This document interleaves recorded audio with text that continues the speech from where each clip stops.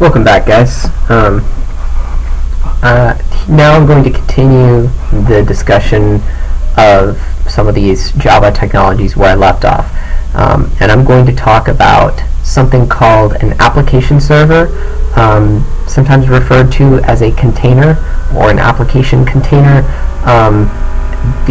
Those terms are technically distinct terms and they do mean different things, but for your purposes I'm going to kind of generalize them a little bit, because oftentimes for the purposes of what you're trying to understand in order to make an application, a lot of that is kind of the same. So what is a container? Why do you care about it? Well, let's think of a simple example. Say you want to write an application that makes network connections. It's designed to do is it's a chat server.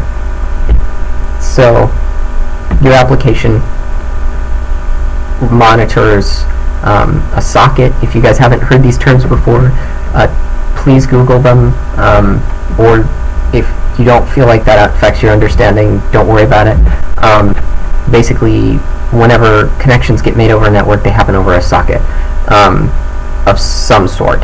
And that's a reductionism, but I'm going to leave it at that because you shouldn't be concerned about the nuance at this point.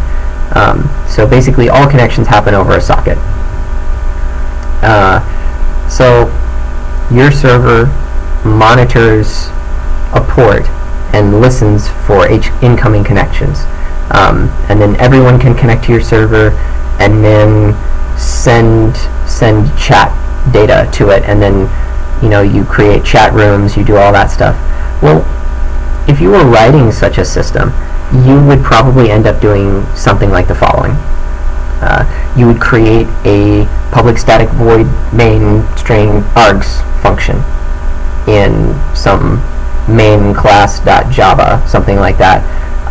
And then that class would actually create something called a server socket, and then it would go through and it would create it would build a list of sockets based on incoming connections. So each person who's connected to the server has their own unique connection,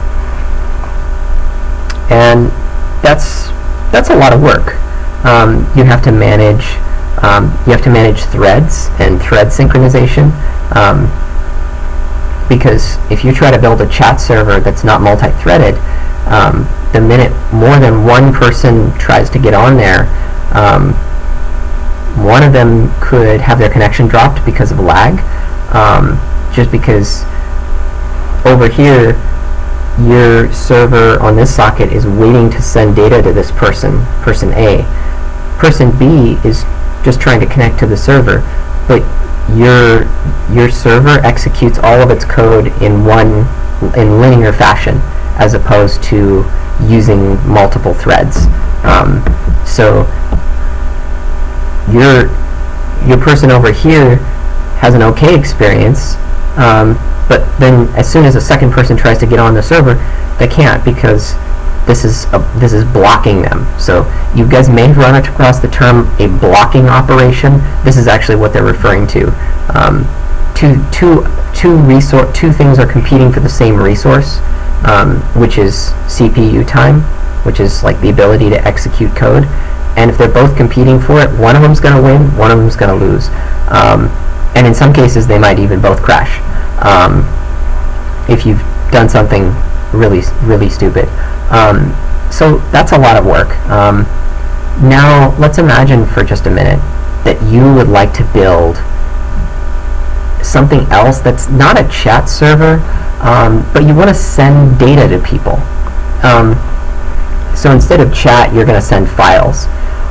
Now, that's kind of the same, if you think about it at a kind of a high level of abstraction. Think object-oriented, right? That's kind of the same as sending text, because they're both some form of data.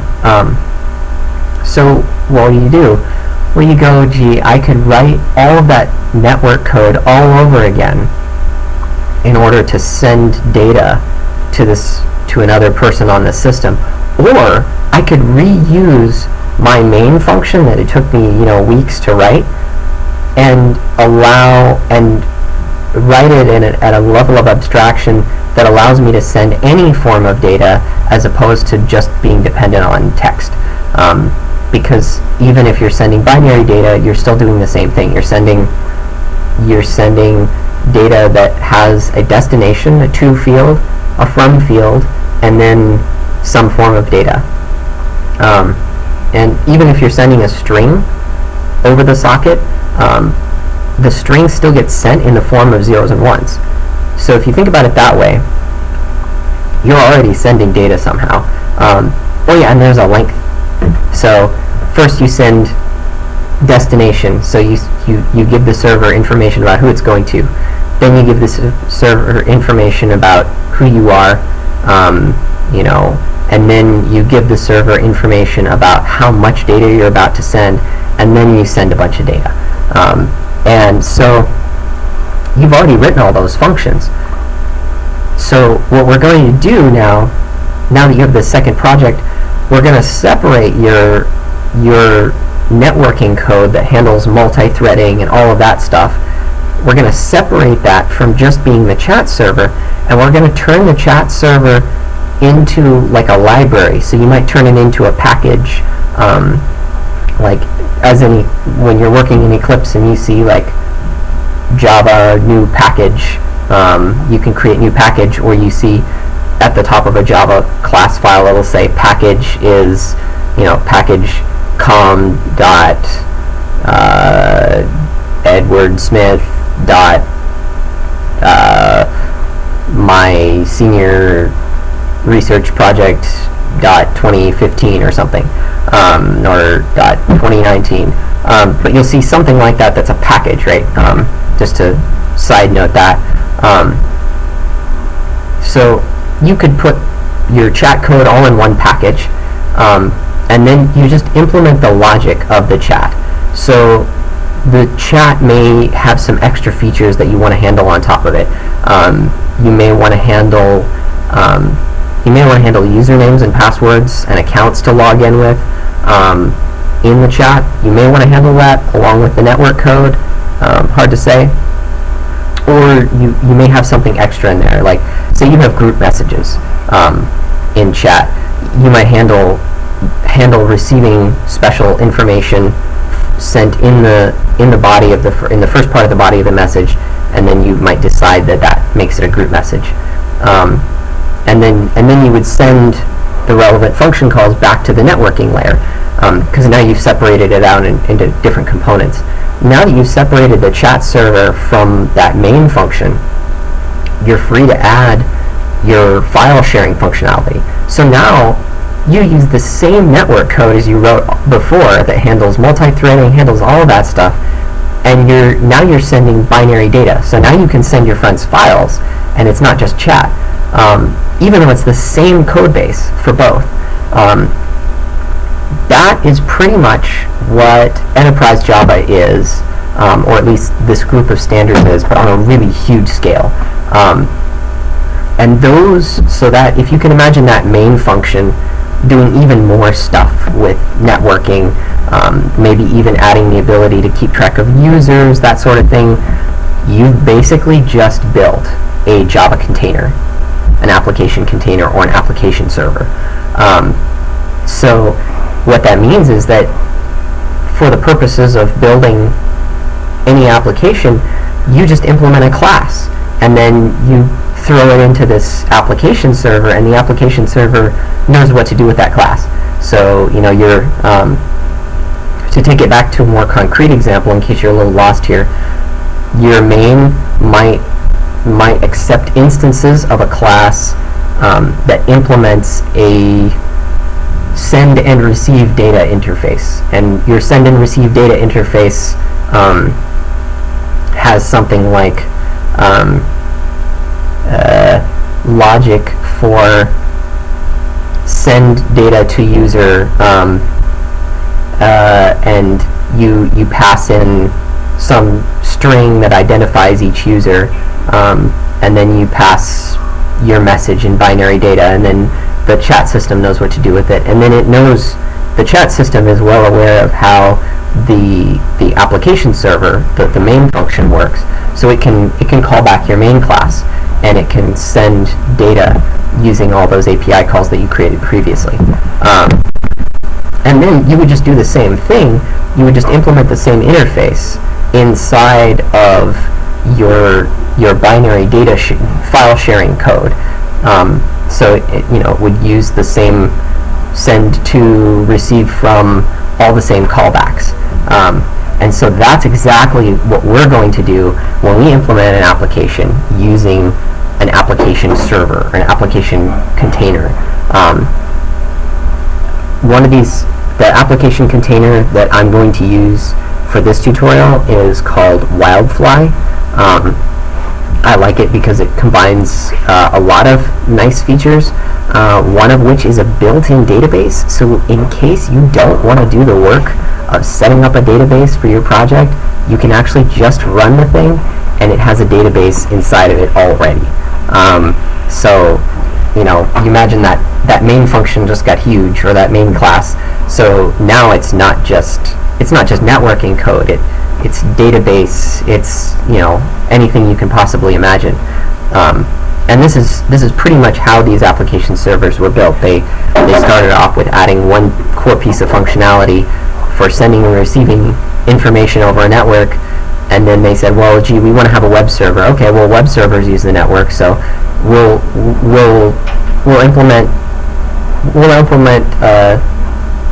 a class that handles web stuff and translates between there. And then they said, well, gee, we don't just want to make one web server, we want to make a bunch. So we want to have custom logic in there. So you add another layer of abstraction. You say, okay, now that we have a thing that knows how to do web stuff over a network, now we add something on top of that says, hey, just give me the information in the web request. I don't want to know how all the network stuff works.